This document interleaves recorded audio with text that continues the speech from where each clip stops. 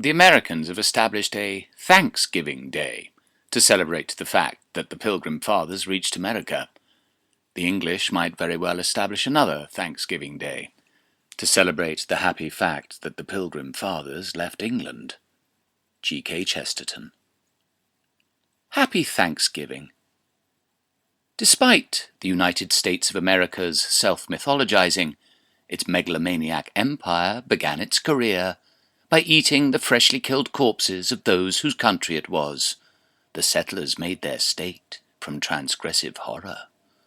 There were accounts of the fact that when things were so desperate and it was very hopeless for the colonists that some resorted to cannibalism. Upon landing, the Pilgrim Fathers, the colonists' special forces, some religious fundamentalists from Europe, ran out of food. But judging the indigenous people to be savages, they arrogantly spurned their offers of help. Instead, the settlers hunted the local game to extinction, and, having no idea of the proper crops to plant, were unprepared for what they called the starving time. In 1609 they faced famine as well as drought. They ate their horses, their dogs, their cats, and their mice. They made stews out of the Mayflower's rats. They had to survive on what they could. They talk about eating their dogs. We've got some butchered dog bones there. Their horses. They had 6 horses. They ate those. Rats, cats, mice. Having fished out the rivers, they sought nutrition in leather, and in desperation chewed their own boots. Desperate with hunger, and here it was Thanksgiving Day. Nevertheless, there was something to be thankful for.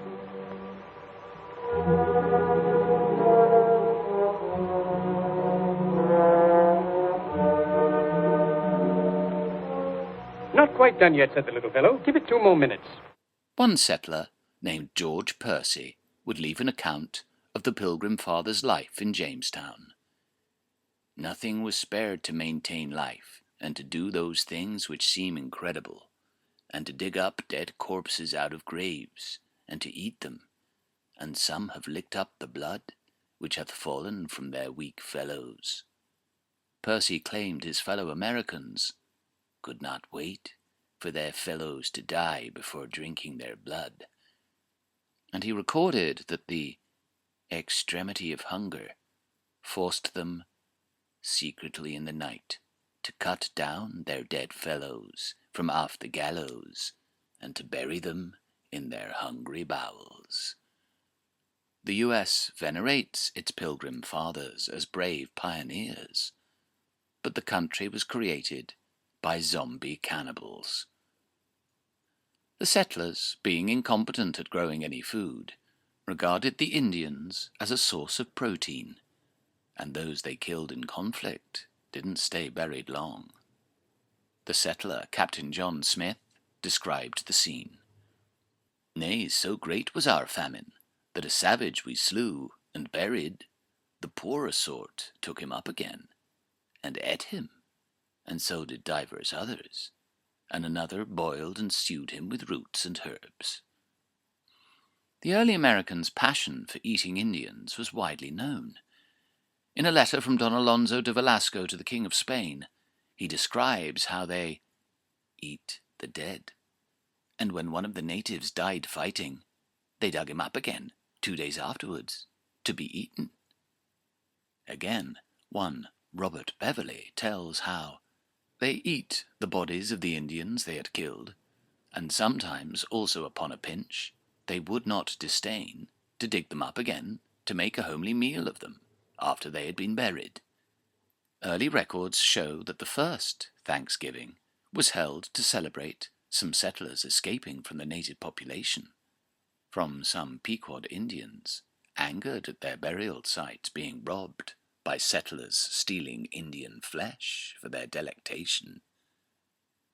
To justify the United States stealing someone else's territory, its early spin doctors would misrepresent the Indians, and, just as the U.S.'s terrorist empire now calls others terrorists, the Native Americans were falsely claimed to be cannibals. The US hasn't lost its taste for devouring human flesh. From its 1,000 bases worldwide, their horrific empires killed 30 million since World War II, then enjoyed their valuable resources on the side. Every year, America comes together to celebrate its good fortune at Thanksgiving meals. It eats tons of white flesh smeared with crimson sauce, and is certain it's God's blessing how it feels. Thanks to years of PR, the Pilgrim Fathers belong not to history, but to a quasi-religious ideal. Established in wartime as a national holiday, Thanksgiving now spawns a patriotic fervour that's unreal. "There is one day that is ours," said an excited O. Henry. "Thanksgiving Day is one day that is purely American. It's America's defining holiday." But to a less gullible cultural pundit, it's nothing but a toast to genocide. A day for indulging in American exceptionalism and an overweening national pride. America eats 45 million turkeys on Thanksgiving. Its president spares one in a facetious ritual. Thanksgiving Day is spent eating and drinking and eating, and the gross out prompts a modest proposal. Modern America's callous division between its rich and its poor has led to 49 million of its citizens being in poverty. Yet, were it to honour its own traditions, it might dig out its rich, and it might cook them